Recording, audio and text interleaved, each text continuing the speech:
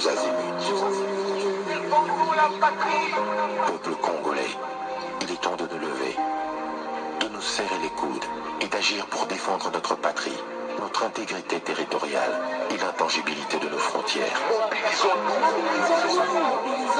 La République démocratique Batela Ekolo, Bendele Koyate.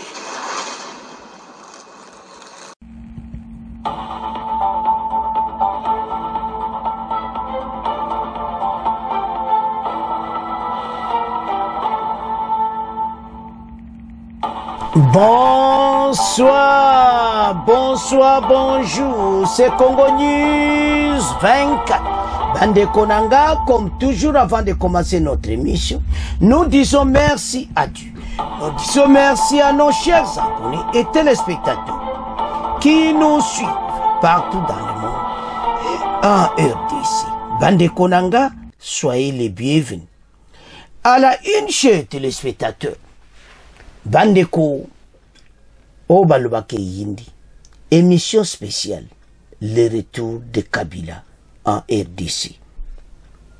Après la résolution des Nations Unies, Kopa Kabila na Kagame Koufi, Kabila azwa kozonga na RDC. Soyez les bienvenus. À la une, chers téléspectateurs, Bandeko Obalobake Yindi, émission spéciale, le retour de Kabila en RDC. Après la résolution des Nations Unies, Kopa Kabila na Kagame Koufi, Kabila azwa kozonga na RDC. Alobi azwa kozonga a remonté parti na ye et puis a nommé président Sika ou a landie le vice-président comme Minako. Obin Minako a comme vice-président.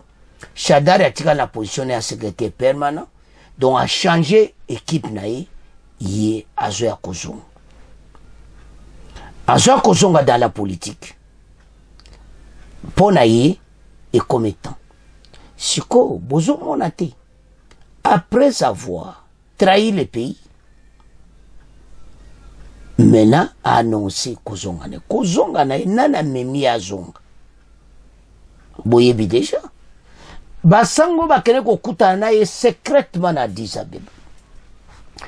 Babenchele bakene kokutana na Addis Abeba kosola na ete aya pona pacte social mboka makamu nyonso ya kozonga. Et d'une manière d'une autre po ba zong sa rentrer na ya zonga. Parce que Kabila koma kina problème abimaki secrètement. Pona kozonga na ya support mena basango po ba zong se na kati ya RDC. Parce que ebite kozonga na egneza azana problème sérieux. Mena basango ba préparer retour na ye. Bandeko makamoza minene. Tuko tiela no extrait. La revue de la presse, le retour de Kabila. Batu oyo bazana ba jemoko na zoeso basango. Mais awa Kabila officiellement annoncé retour naï. Na Jeune Afrique pas publié, partout ils a publié, mais Toyoka, Oyo, Obimenako, Oaza nommé vice-président après Kabila. Et puis, na Batunaïnde Baloubi, le retour de Kabila. Mais, tonto tuna, y a bimaki secrètement. Comment Azonga officiellement? C'est ça où tabasango bazana ba jemoko na zoe sabino. Comme ça, monsieur Azonga bien parce que bakote le misaye na immigration. Kabila kozonga ne koma ki problème. Basango ne baki ko préparer retour ya Kabila. So to comprendre. Total. Ndeko citation est grave. C'est retour. Soko zotala bo mona ke makamwe beleza wana. Joseph Kabila, bientôt de retour aux affaires. Le retour éminent de Kabila, dont Bassango Bakeno préparé déjà. Alors, l'annonce a surpris Obin Minako, ex-président de l'Assemblée nationale, et promis au vice-président du Parti du Peuple pour la Reconstruction et Démocratie PPRD. Il devient ainsi le numéro 2 de l'organisation politique juste derrière Joseph Kabila, le chef de l'État honoraire. Parallèlement, Emmanuel Shadari, candidat malheureux à la présidentielle de 2018, conserve son poste de secrétaire permanent, témoignant ainsi le soutien indéfectible de son leader à la personne. Il est de même pour ses adjoints. Le journal Ouragan part d'une stabilité voulue, une continuité assumée par Joseph Kabila. Longtemps resté silencieux, mais refait surface. Alors que le président Tshisekedi l'accuse d'être un véritable commanditaire de la rébellion menée par Corneille Nangaa dans l'est du pays, Joseph Kabila choisit de répondre autrement en huilant sa machine politique. Le contexte n'est pas anodin, écrit l'Ouragan. Pourtant, un choix qui laisse croire que quelque chose de grand se profile, car fort de 18 ans passés au pouvoir, les taiseux sait quand, comment agir. Arrivée imminente de Joseph Kabila sur X, sur le même sujet, Africa News, gros suspense. Kabila réorganise ses écuries et annonce son arrivée imminente. Les tabloïds indiquent que le timing indique que tout a été bien préparé pour s'attirer les phares de l'actualité et être à la hauteur des enjeux.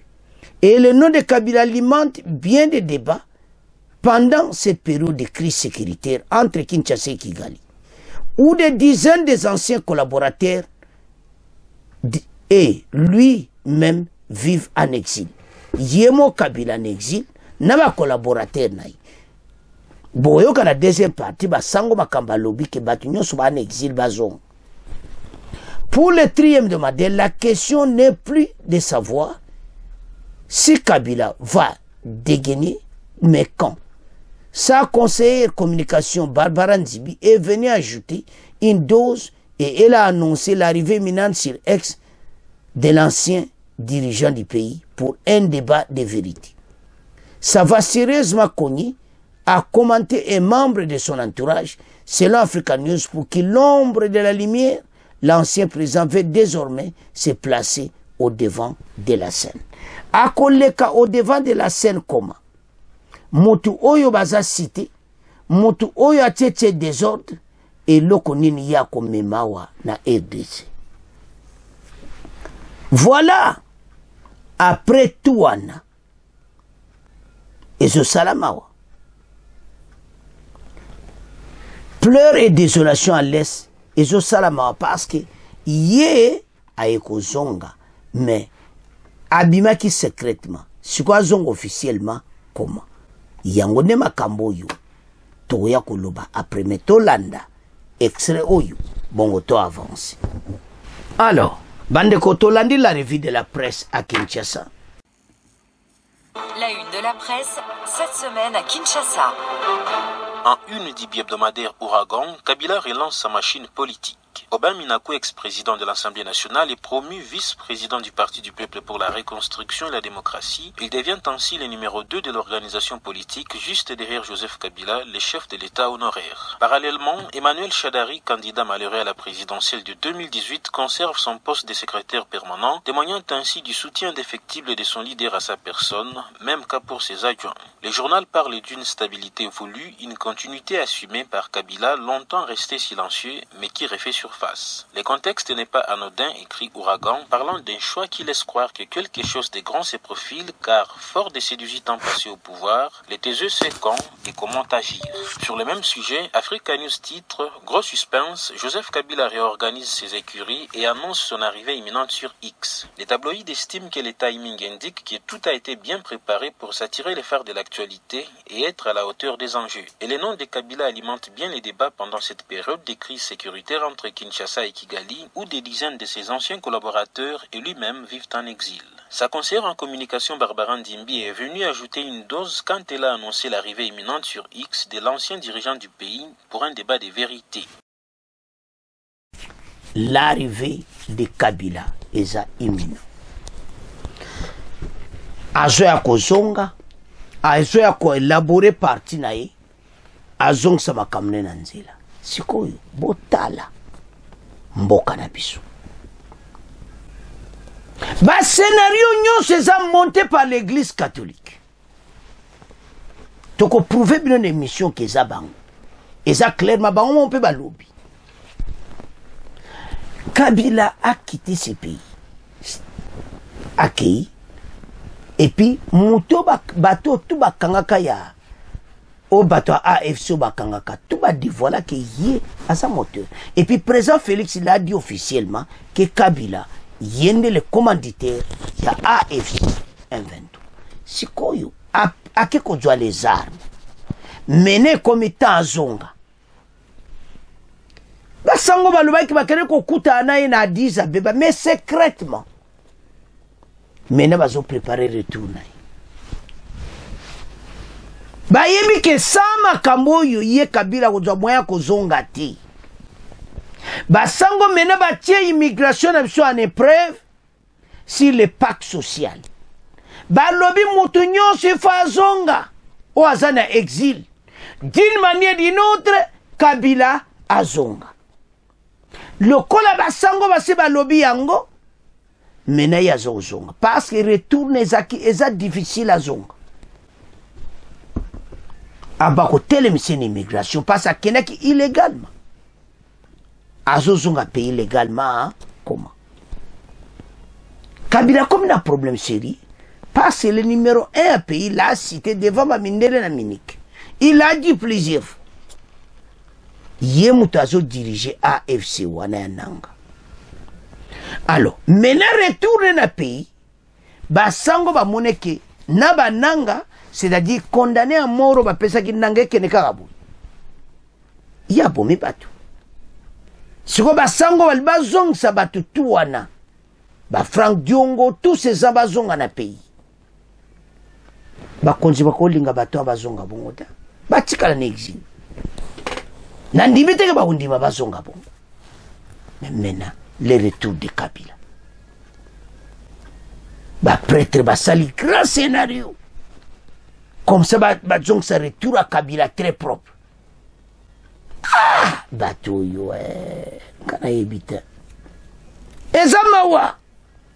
Alors bah sangana ke na Lubumbashi boyo ka déclaration il y a 5 ans na Lubumbashi boyo ka déclaration na bango. Mboko zo kufa ezande basango mutu bazo boma mboka na biso. Parce qu'avec cette déclaration à Lubumbashi, bango basango bazo préparer nini pona EDC.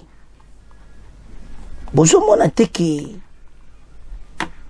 bato yo photo za mayele na bango. Alors, Edi Kapen azotala ba mouvement nyonso kuna na Katanga. Siko babiloko wana nyonso. Situation oyo bandeko ezama kama kosakana te parce que bango basango basanganaki. Bamoni ki kuna bake kosangana wapi na Katanga. Et puis nde basangana kuna clairement était comme ça pacte à basango le pacte social ya basango ndeni bakomema yango. Mais biso ba congolais tout élément parce que boye ba catholique ba jena bango mena ezobima na poisa parce que ils ont fait tout pona ndenge nini makambo esa ekoma boye comme ça pacte na bango est reçu et puis Kabila rentre sans aucun problème. Alors, maintenant, basangaraki, bamonaki ete, il fallait zalandengwa. Tolanda, extrait oyo, bongo to avance. Pour participer aux assises du pacte social pour la paix, les membres de la société civile de la région du Katanga ont posé leurs conditions. Il ne faut pas qu'on traite de l'intangibilité de nos frontières. Le pays est un et il reste indivisible. De deux, il faudrait que ceux de nos frères katangais qu'on a arrêtés pour des raisons politiques, qu'ils puissent être libérés avant cette réunion-là. Et de trois, il faudrait que ceux qui sont en exil aussi puissent revenir au pays. Et de 4, il faut que ce dialogue soit inclusif, c'est-à-dire n'aborder pas seulement des questions politiques, mais aussi des questions de répartition des recettes. La démarche de dialogue de la SENCO et de l'ECC, qui est critiquée ailleurs sur le fait de vouloir inclure même la rébellion AFC M23, est plutôt bien accueillie par les jeunes dans le sud-est de la RDC, regroupés dans la structure Jeunesse pour l'unité katangaise. L'histoire du pays nous renseigne que lorsque l'Église prend les commandes de ce genre d'initiative, nous trouvons toujours la possibilité d'avoir une sortie de crise. Pour Monseigneur Donatien Cholet, secrétaire de la SENCO, cette démarche de dialogue est largement justifiée. Il est question que les Congolais se retrouvent autour d'une table pour aplanir leurs divergences afin de trouver un consensus national, pas autour du partage de pouvoir, mais plutôt des réflexions qui amèneraient à un socle solide de la refondation de l'État. Après Lubumbashi, les consultations pourront se poursuivre en Angola et au Congo-Brazzaville notamment. Joseph Kaongo, Lubumbashi. Alors, bandeko siko ndeto yokiana ba okende ti Brazzaville, Angola, narango apesi bango mbongo wana. Basango bazotia trouble, bazotambola ka bazwi mbongo. So Kabila mutapesi bango on sait pas. Bazotambola partout, moto nyonso azali banda mboka. Ezala ndeni fois ya ozonga na RDC ya kuvanda na RDC. Alors, naibite bayoki déjà nde makambo échanger mais bazo continuer chemin na bango. Pacte social. Wasi qu'on a niveau Katanga. Baloyi batu nyonso bazana ba prison babima. Batu nyonso bazana exil bango to bazonga na mboka. Ozomona clairement ba jaba catholique. Avançons. Bandeko bolandi. Bevek catholique basangana ki. Bajuba décision que batu nyonso libanda bazonga ba libérer na bateau bazana ba prison bateau tout bakanga ba politicien wana bazotanga batu lokola o azalaka présent ya seni o akala ngoi mulunda batu nyonso babima et puis donc selon bango pacte ba catholique ezali bazongisa bato nyonso na pays bato bakimaki en exil pourquoi bayebi basali. Alors makambo wana nyonso scénario akomonte bato balibanda bazonga eza kaka mascara eza po Kabila azonga tolandi biso nyonso mutu aza kobebisa mboko eza ye